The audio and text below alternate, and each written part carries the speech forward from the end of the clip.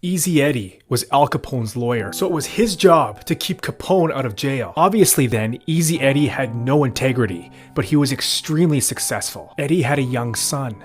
With all of his wealth and his influence, Easy Eddie could get his son anything he wanted.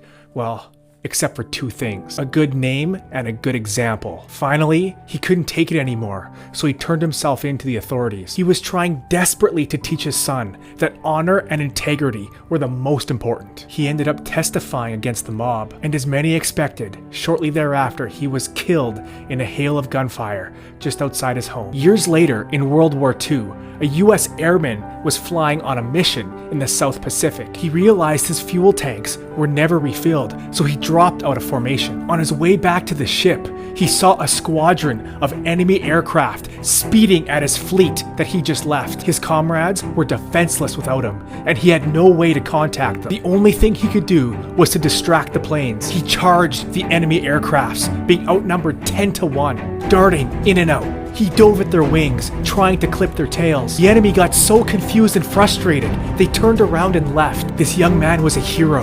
He had spared his comrades' lives. In fact, he became the first US Navy pilot to be awarded the Medal of Honor. Just a year later, this young man, Butch O'Hare, was killed in combat at the age of 29. His hometown never forgot him. O'Hare Airport is named after him. And yep, Butch O'Hare was Easy Eddie's son. Even though it didn't start out well, and it looked like it may never happen, integrity was restored to this family's name. Here's the deal. You may come from a broken family, filled with hurt and pain, but you too can break the cycle and leave your mark for generations to come.